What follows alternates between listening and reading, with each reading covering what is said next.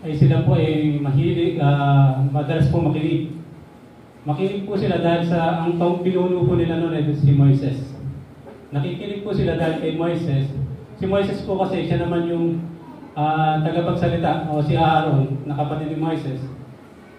Nanggagaling po ang sinasabi nila sa ating Panginoon. At si Caleb at si Josue, ito po yung nagiging kanang kamay ni Moises. Sa panahon po natin ngayon, ay maganda rin po yung makinig.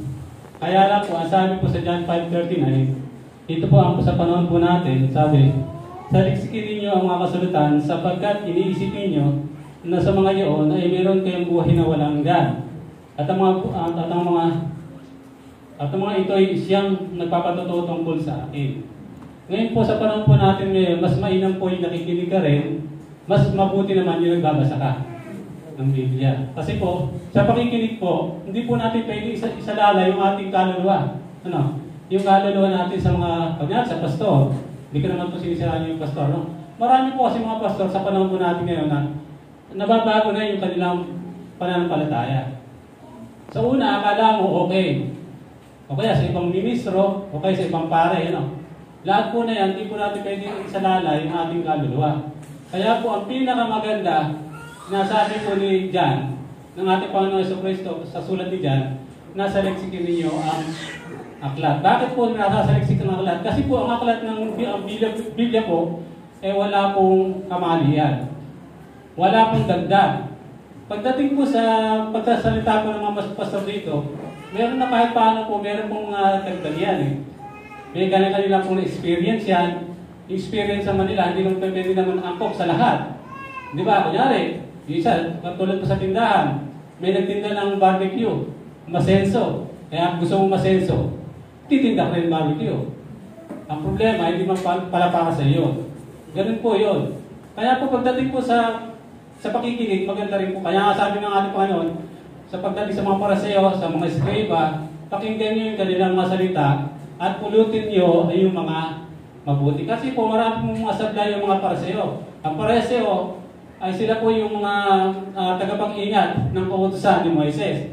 Lahat naman ng kautusan ni Moises, okay naman po yan. Kaya lang po, sa kanila pong pagsasalita ng kautusan, yung sarili naman nila ay lihis naman sa sinasabi nila. Lihis yung patotoo nila, hindi po maganda. Kaya po kung pakikinggan po, titingnan po natin yung patotoo nila, maaari po hindi na po tayo makinig. Katulad po ng mga pastor, o kaya mga ibang nakapagsalita rito, ba't pa ako makikinig yan? Katulad ko rin naman tao yan. Ibig sabihin, nagkakasala din naman yan. Maaaring nakita niya, ngayon ka nagsasalita, nung nakaranay kayo, kung magsumigaw yan, gano'n.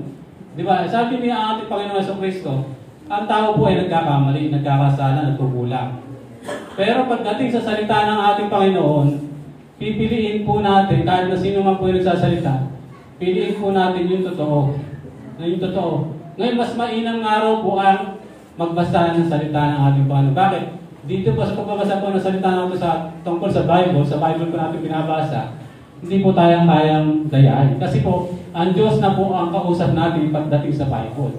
Pero pagdating po sa ang nagsasalita, katulad ko nagsasalita sa inyo, pwede po kayong maloko. Kanya po iba, sabi nila, huwag na po kayo magbasa ng Bible kasi nga po, marami pong tao na nasira daw yung ulo.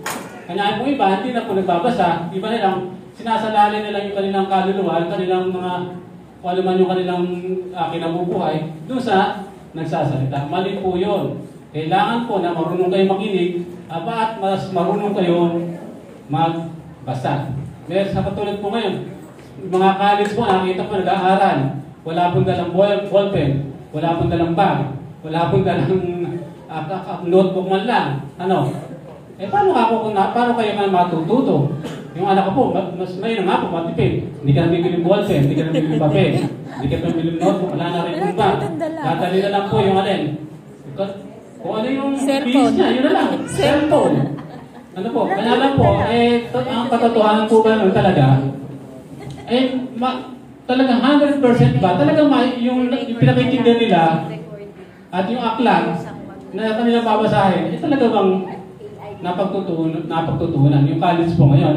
Kakikita ko lang po sa aking anak na. college. Kaya lang po nasasabi. Kaya nga po, sa panahon po natin ngayon, mainam po, marunong tayong makinig, at higit sa lahat, marunong po tayong magbasa ng Bible. Kasi sa salita ng Diyos, meron mga nagbabasa na dinadagdagan, meron namang nagbabasa na binabawasan.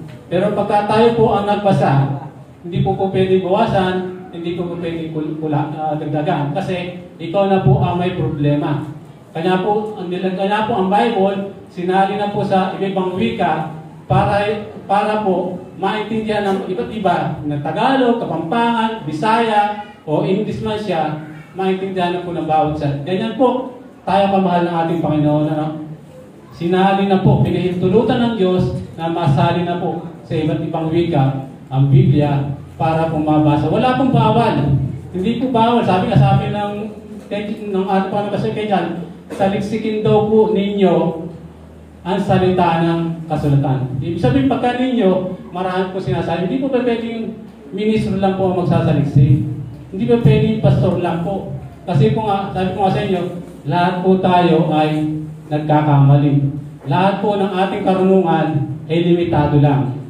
Maaaring yung ako hindi nakapag-aral siya. Minsan, nang hindi nakapag-aral, siya pa yung may kaalaman tungkol sa Bible kaysa rin sa nakapag-aral. Marami pong mga attorney, ang mga abogado, teacher, o kuwapangan na nasa ngayon. Ilan lang po ang ating teacher dito? Meron po bang abogado rito? Wala po. Tayo po lahat ay halos high school o college lang, pero wala tayong course na matataas na napagtapusan. Pero ba't tayo nandito ngayon? Dahil po sa salita ng ating Panginoon na napaunaw. Hindi po kailangan po ng talino. Kailangan po rito kung paano mo sinasampalatayanan ang Diyos na tumawag sa iyo. Yan po, yung pagdahil po sa pagmamahal sa ating Panginoon, kailangan po tayo magbasa, kailangan din po tayo makinig. Awitin po natin yung Philippians 2:8.